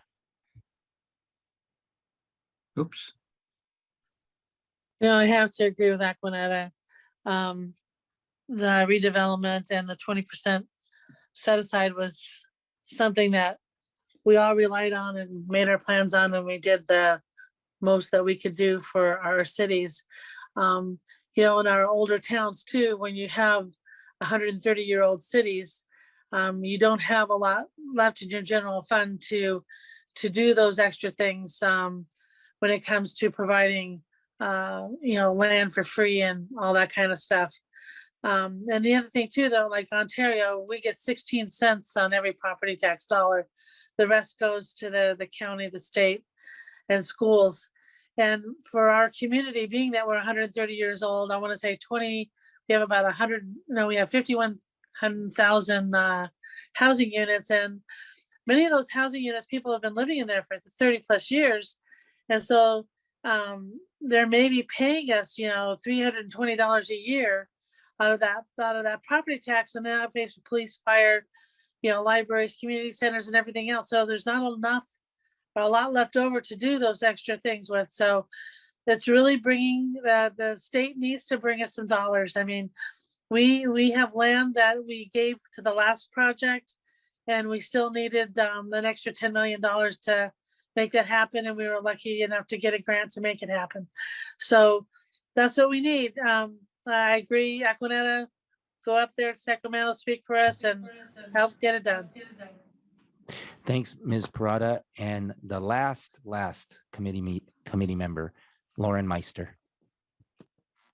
I know that we talked a lot about rezoning and repurposing lots, underutilized lots, but did these groups look at, and somebody brought this up, assistance with funding guarantees, low interest loans, gap funding, simplifying very complicated capital funding process? I've talked to one of the affordable housing providers, and that works a lot in our city, and funding is really getting those loans in a reasonable amount of time, because most times they're getting them from multiple funding sources. So, federal and state and county and city and private investors, and each one has different requirements. And so there are different applications, and it's a very tedious and time consuming process. So I was just wondering if that was discussed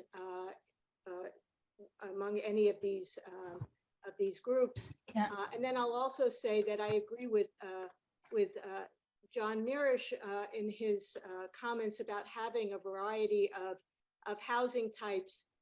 Look, in West Hollywood, we're only 1.9 square miles. We have 37,000 people. We have mostly multi-family housing that we provide, and very little single-family housing or duplexes. But we have, for example, an LGBT community that are having children who want to stay in West Hollywood but would like to live in a single-family home. So to poo-poo them or to say, NIMBYs or whatever, I just think that we have to be understanding that people have different needs. And, people, LGBTQ community in our city, they don't want to raise their family in another city. They want to stay in West Hollywood. Thank you. Thank you, Ms. Meister. And the last committee member, Tammy Kim. Thank you. Sorry about that. I just have a really super quick question regarding the Pasadena presentation. Can you clarify whether the bonds were issued by the school or whether the bonds were issued by the city for the workforce housing project? So my understanding is that there was a school bond that was designed to be used for multiple purposes. So it wasn't the city, but the PUSD system that has this bond. They can use it for any purpose they want that relates to their mission. And they used it to provide workforce housing for their teachers? They haven't done that yet, but they're aware that they can use that funding. So it's a long process to get the schools board to agree on anything, but they're talking about it seriously, and they may need some zoning changes to make it easier for that to happen on their underutilized land. They have lost 50% of their students in the last couple of decades, so they have a lot of property that is not being fully utilized. Okay, great. Thank you. And I'm really glad that we had this important update regarding the Housing Policy Leadership Academy. Moving on to item number 7, information item number 7. I want to thank SCAG Planning Supervisor Greg Asher and the special guests who attended today's meeting with the planned presentation regarding Connect SoCal 15-minute communities. Again, thank you, Greg Asher and the special guests.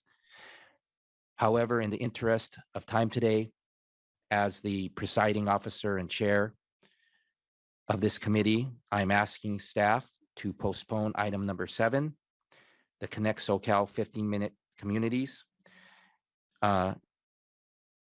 presentation, to next month's meeting of the CEHD committee. So we are now moving on to the chair's report. I'd like to welcome the new members to this committee. I'd like to first say hi and welcome to returning CEHD Committee Member Wendy Bucknam, District 13, Mission Viejo. And also to our new members, Ashley Aiken, District 19, Anaheim, Don Caskey, OC Cog, Laguna Hills, Lauren Kleiman, District 15, Newport Beach, Casey McKeon, District 64, Huntington Beach, Joseph Morabito, WR Cog, Wildemar, Sandy Rains, District 12, Laguna Niguel, Sylvia Robles, SBCTA Grand, SBCTA, and Benjamin Vasquez, District 16, Santa Ana. Welcome to the committee. Regarding the election of the chair and the vice chair, at the meetings on April 6, each policy committee will hold elections for chair and vice chair. One must be a regional council member to be considered for chair and vice chair positions. Be on the lookout for an email in mid-February regarding expressing your interest in these important leadership roles. Connect SoCal 2024 subcommittees and joint policy committee meeting. In September 2022, SCAG launched 3 subcommittees: Next Generation Infrastructure, Resilience and Conservation, and Racial Equity and Regional Planning, to look at emerging issues for our Connect SoCal 2024 plan. The Resilience and Conservation and Racial Equity and Regional Planning subcommittees concluded last month. Members at both committees unanimously approved their recommendations for submission to the Joint Policy Committee.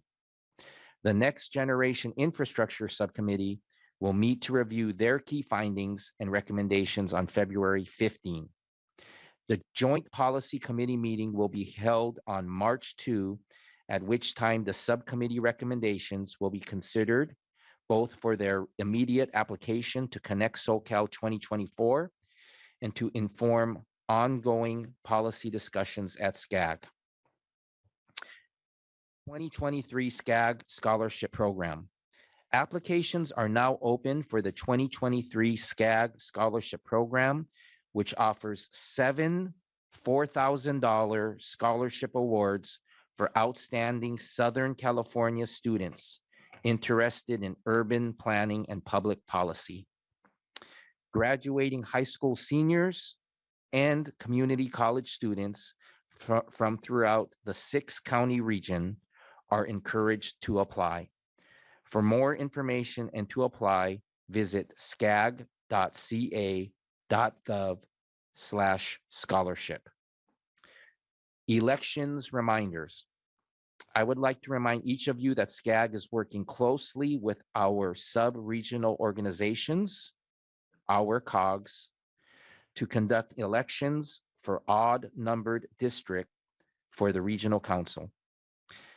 If your colleagues or you are interested in serving, reach out to SCAG or sub-regional staff. And regarding new members to the committee, I also want to welcome Rocky Rhodes of Simi Valley. Staff report. Jonathan Hughes, please. Thank you very much, Mr. Chair and members. Jonathan Hughes, SCAG staff. Just want to give a couple quick announcements here. Firstly, this will likely be our final meeting as the CEHD committee, as well as the regional council today under the COVID-19 emergency order, which will also provide more opportunity for us to meet together in person. The Brown Act requires that remote participants provide their location and allow it to be accessible to the public. The emergency order provided much flexibility in meeting attendance, and SCAG is in the process of looking at making regional offices available for these purposes. However, capacity is limited. Staff will provide more extensive information in an email to members next week, so please keep an eye out for that. I also want to reiterate that the chair mentioned that if you are in an odd numbered district and weren't just elected under the special elections that SCAG and our sub-regional partners hold, please keep an eye out for announcements to fill those odd numbered district seats on the regional council during our regular odd numbered year election cycle. And lastly, I'd like to announce that SCAG is co-sponsoring or attending a number of partner events this month. I'd like to highlight two at this time. Actually, the beginning of March will be the CalCog, the California Association of Governments 2023 Regional Leadership Forum, which is held March 5th through 7th in Riverside. And also the Valley Industry and Commerce Association, or VICA, will hold their state office holders dinner on Friday, February 24th of 2023 in the evening. Thank you, Mr. Chair. Thank you, Mr. Hughes. Does the committee, any of the committee members want to request any future agenda items? Do any committee members have any announcements? Mr. Mirisch. Frank, I think I mentioned in my comments before potential future items. One would be specifically looking at concerted, integrated efforts about remote work, reducing VMT, and trying to create perhaps goals rather than just saying that we'll do things, to be more data driven about it. One, and two would be, as said, a discussion in light of Jenna Hornstock's presentation on Vienna, to look at, and what we've heard about corporate slumlords and that sort of thing, to look at perhaps developing a raft of anti-speculation housing policies that would take speculators, global capital, Wall Street, antitrust violations seriously, and look to have the goal of increased home ownership for real people as opposed for corporate investors. So those are the two that I would love to suggest for a future meeting. Thank you. John, staff and I got you. We got you on your Thank you. future agenda item. Thank you for bringing that up. I call next on Lucy Dunn. Thank you, Mr. Chairman. I want to also applaud John on that last comment too. When you look at 74 participants on this one Zoom call, we need to walk the walk in addition to talk the talk, and remote work is pretty efficient in Zoom. And yet next week, we have to be all in person in order to make a meeting at SCAG. Now, I get that Brown Act is bizarre and usually applies to city councils, not for 5 counties of the SCAG region and all of the city council members and county folks that now must figure out a way to travel to downtown LA. But that is something that perhaps you might consider as a legislative fix, that we get a carve out at SCAG in order to meet the state's goals for VMT reduction, in addition to remote work. So Lucy, that would also apply to county boards like city selection committees. Exactly. In LA County, where we've had issues trying to get people from golf courses to get a quorum. I mean, they're also, yeah. It's crazy making that, you know, we can't do this. We're smarter than this. We have to figure that out. Anyway, I'm just like fascinated by this whole conversation with 76 people on this Zoom meeting. The last thing, and Mr. Chairman, I don't want to upstage you, but as the chairman of the GLUE Council, which is the Regional Council's business advisory group, Global Land Use and Economics, we were honored and privileged to have Jenna Hornstock lead us and help us achieve a lot of support for SCAG and Regional Council initiatives. And we're losing Jenna from SCAG, but we gain a great advocate on housing as she assumes this month her new role as deputy mayor to Karen Bass in housing. And so I just wanted, from the business community's perspective, And I didn't want to upstage you, Mr. Chairman, because I think you were going to mention it as well, but from business, how much we appreciated Jenna and how we will continue to be there to support her new role, because if LA can succeed at this, then we know as a state, we've made a big dent in addressing housing and homelessness. So brava, Jenna, and thank you, Mr. Chair, for letting me make these comments. Yeah, and thank you to our business representative for our committee, Lucy Dunn. Thanks. And you are correct, Lucy, the accolades and acknowledgements for Jenna are well-deserved. So thank you for sharing that with us from the business community. Next, Wendy Bucknam. Thank you. I just wanted to thank you for welcoming me back. I love serving this committee. If anybody wants to know the backstory on to what actually happened, feel free to reach out directly to me, and I'm happy to share that. And I am pleased to be serving with some of my new colleagues who across the county that I have become friends with and servant leaders with. And thank you, Mayor Warren. I wanted to give you a shout out earlier, but your comments were fantastic. Thank you. And I will be with you in Sacramento when we need to have that conversation right alongside Kathleen. Thank you.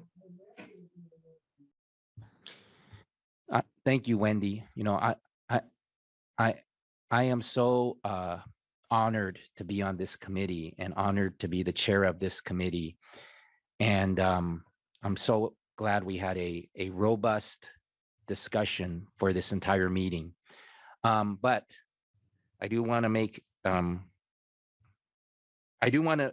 point out one last things.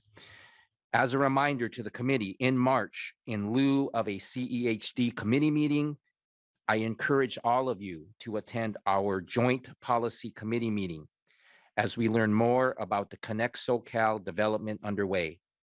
That meeting will be at our regular time of 9:30 a.m. on Thursday, March 2, 2023. And the last thing I needed to say is this announcement that we have had the privilege of working together with our SCAG Deputy Director of Land Use, Jenna Hornstock. And we want to wish her well on bigger and better things. And I'd like to give her the opportunity to say what she wants to say on this, her final meeting of the CEHD committee. Jenna, here you go. Okay, well, I didn't actually prepare anything to say, but in case you haven't pieced it together, I have been appointed Deputy Mayor of Housing for Mayor Karen Bass, which happened kind of unexpected and fast and furious. I could say that when I got a call that I was going to interview, I actually didn't know what I was interviewing for. So, I wouldn't say it's bigger and better. I think it's different, right? And my heart is with housing. I came to this agency. I want to also say I appreciated Mayor Warren's comments. And I came from redevelopment. I came from working at Metro and doing public-private real estate. So I think working on housing in that capacity is really true to my heart. But I just want to let you all know that serving you in this committee, and I think over the last year since I've been kind of managing the agenda, seeing your dialogue, seeing your thoughtfulness, how you show up and talk about your cities and the challenges and the balances that you're trying to manage has been an inspiration to me, and I think has helped prepared me going into this new role. So I'm going to go with SCAG is pretty big. While LA is big, I'm moving on to different. I'm going to bring what I've learned, and who knows, I might be back in front of you. And I'll let member Mirish know, since we had our shared love of social housing, that I really hope I get to play with some social housing ideas at the city of LA. So we'll see what happens. So I do hope for an opportunity before this committee in the future, sharing some of the great things we're doing for housing in LA. But it's been a privilege to serve you all. And I thank you for your well wishes.